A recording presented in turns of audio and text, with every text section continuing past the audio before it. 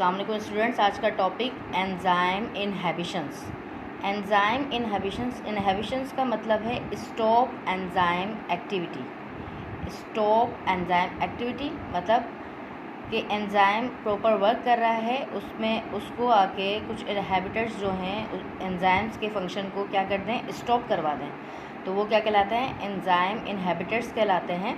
Just like ये enzymes किसके साथ ज्वाइंट होता है, सबस्ट्रेट के साथ, और एंजाइम सबस्ट्रेट के साथ ज्वाइन होने के बाद हमें क्या कह देता है, we will get a product. Enzyme substrate के साथ बाइंड हुआ, बाइंड होने के बाद हमें क्या मिला, we will get a product. लेकिन एंजाइम सबस्ट्रेट के साथ बाइंड नहीं हुआ और यहाँ पर आके बैठ गया सबस्ट्रेट की जगह पे इनहिबिटर, तो वो क्या बना, एंजाइम इनहिबिटर कॉम्प्लेक्स। ठीक है, तो उससे हमें कोई प्रोडक्ट नहीं मिलता, तो वो क्या कहलाती है, इनहिबिशंस।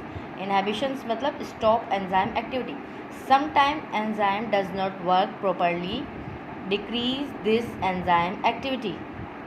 एंजाइम जो है वो अपना काम सही नहीं करता और उसकी जो एक्टिविटी है वो क्या हो जाती है, डिक्रीज़ हो जाती है।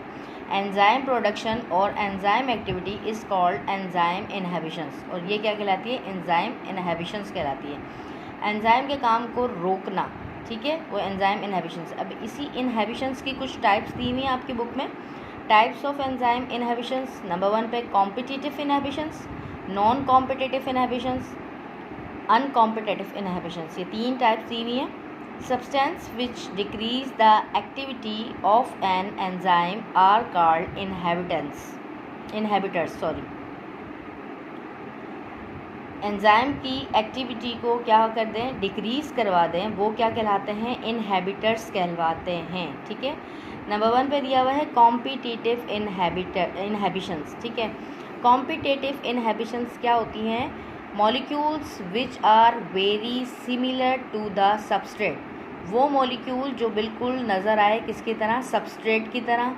ठीक है, and bind to active site, और बाइंड करे कहाँ पर, एक्टिव साइट में।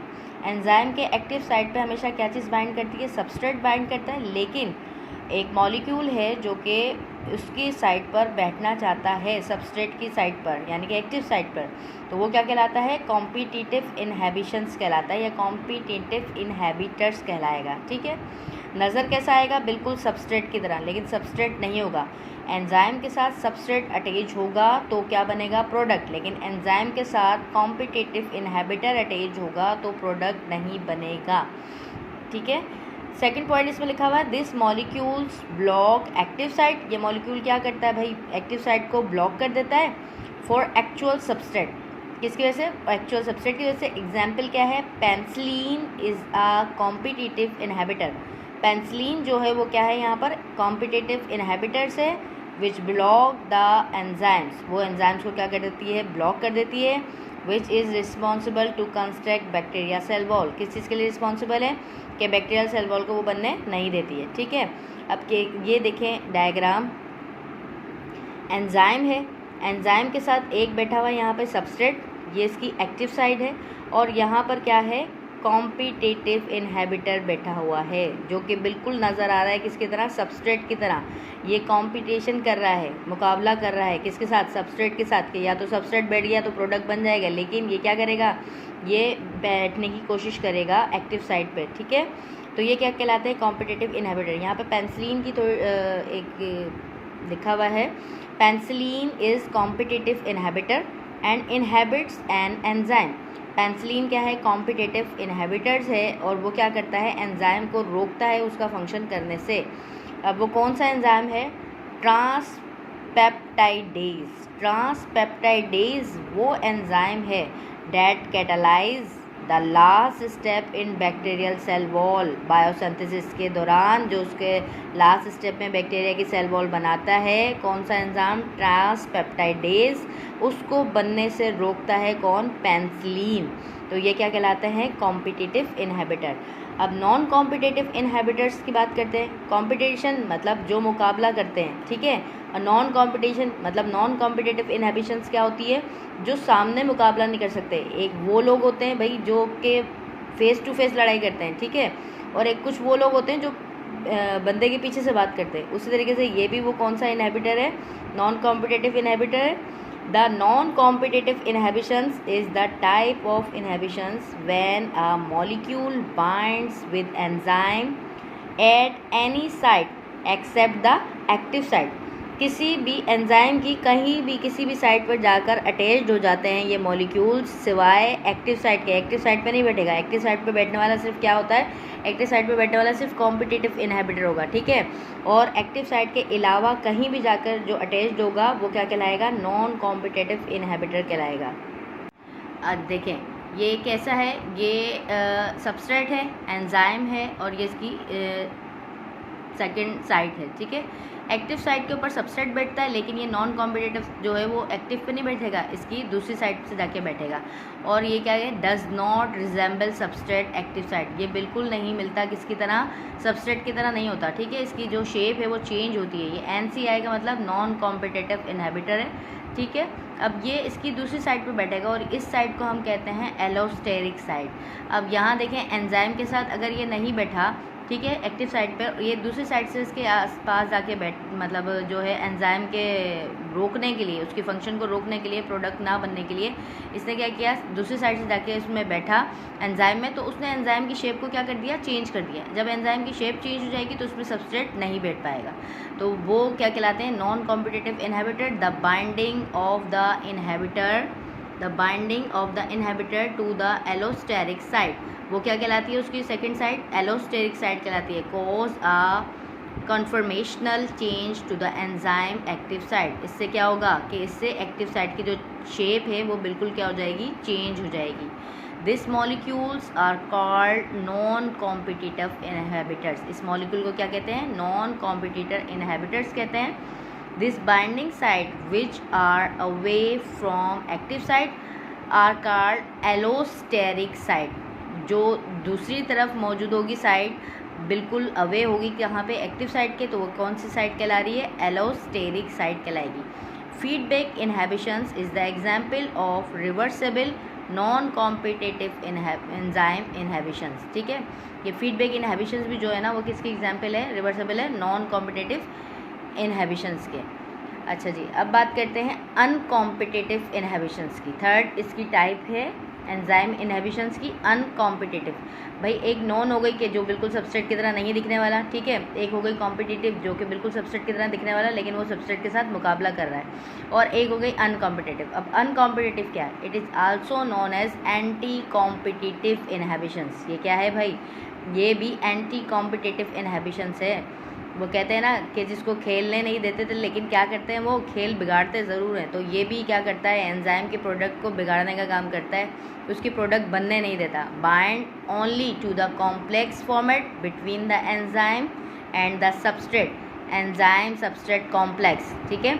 रिएक्शन विद 2 और मोर सबस्ट्रेट और प्रोडक्ट, ये देखें कैसे, एंजाइम है और सबस्ट्रेट आके अटैच्ड हुआ तो क्या बनेगा, हमारे पास प्रोडक्ट बनेगा, ठीक है।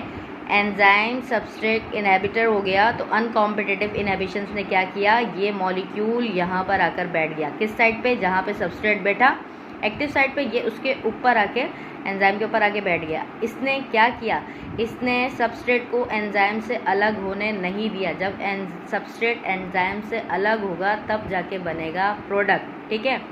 जब ये अनकॉम्पिटिटिव इनहिबिटर यहाँ पर आके बैठ गया इस मॉलिक्यूल, तो फिर क्या हुआ, ये इसने सबस्ट्रेट को अलग होने नहीं दिया और इसने अपना प्रोडक्ट नहीं बनाया।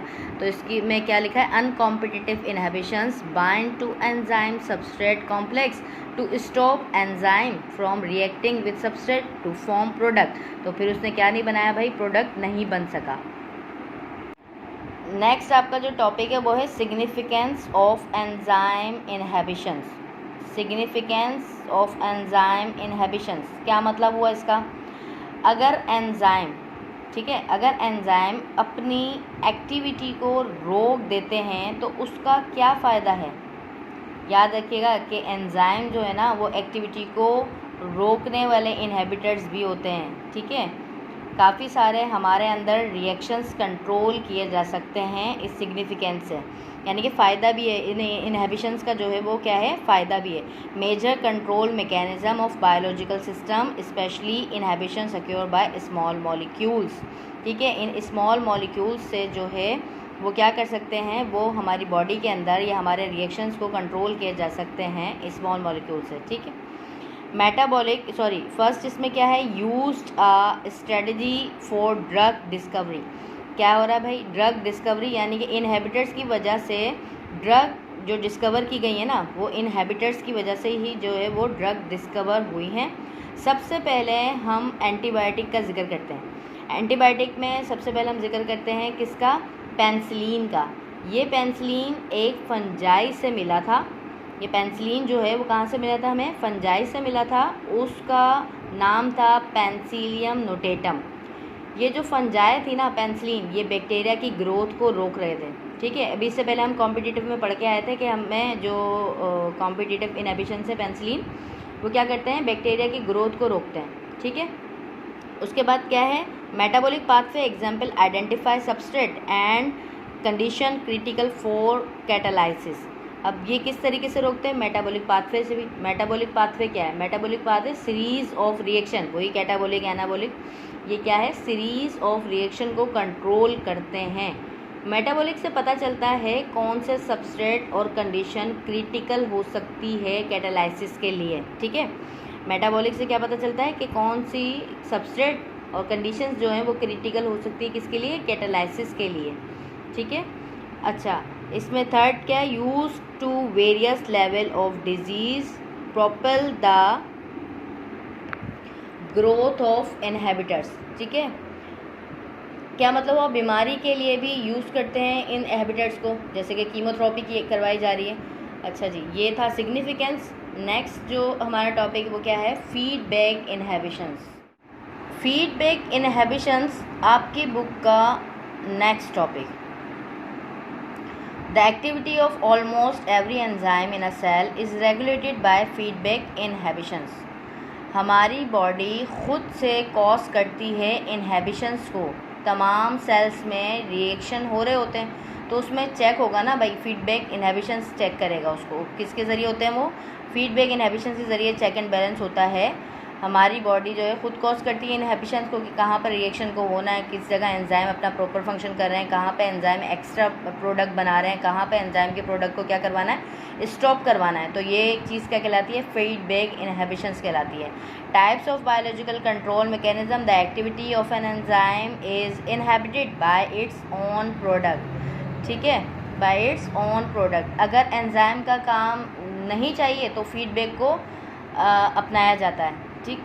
अच्छा, most enzymatic pathway are also regulated by feedback inhibitions, but in these cases the end product of pathway bind to an allosteric site on the first enzyme of the pathway. This binding shut down the pathway and no more product is produced. क्या मतलब हुआ कि अगर enzyme की activity जो है ना वो यूज़ नहीं हो रही, मतलब एंजाइम प्रोडक्ट बना के दिए जा रहा है और वो प्रोडक्ट इस्तेमाल नहीं हो रहा है, तो फिर वही प्रोडक्ट एंजाइम के पास जाके, फर्स्ट एंजाइम के पास जाके क्या कर देगा, उसको स्टॉप करवा देगा। जैसे कि यहाँ पे अमाइनो एसिड एक है एस्पेटेट, ठीक है। अमाइनो एसिड बनना चाह रहा है क्या, थ्योरोनाइन में कन्वर्ट होना चाह रहा है। थ्योरोनाइन में कन्वर्ट होने के लिए उसको 5 स्टेप की ज़रूरत है। पहले वो 5 एंजाइम जिसमें जो है वो इंक्लूड होंगे, ठीक है। अब इसने क्या किया भाई, प्रोडक्ट बन गया लास्ट में थ्योरोनाइन। अब यहाँ पे प्रोडक्ट बनते जा रहे हैं लेकिन उसका इस्तेमाल नहीं हो रहा। तो फीडबैक इनहिबिशंस क्या करेगा, कि ये प्रोडक्ट जो है वो फर्स्ट एंजाइम के ऊपर जाके बैठ जाएगा, उसकी एलोस्टेरिक साइट पे, ठीक है। ये हमने पढ़ा ना, site, allosteric site on the first enzyme of the pathway. तो फिर वो उसके ऊपर आके बैठ गया, तो फिर इससे क्या होगा, दिस बाइंडिंग शट डाउन, ये अपने इसके साथ बाइंडिंग कर लेगा और फिर वो पाथवे मज़ीद प्रोडक्ट प्रोड्यूस जो है वो नहीं करेगा। जब पहले ही एंजाइम स्टॉप हो जाएगा तो सेकंड में नहीं बनेगा, थर्ड नहीं बनेगा, फोर्थ और फिफ्थ में कन्वर्ट नहीं होगा, तो ये प्रोडक्ट बनाना बंद कर देंगे। तो ये क्या कहलाएगा, फीडबैक इनहिबिशंस कहलाएगा।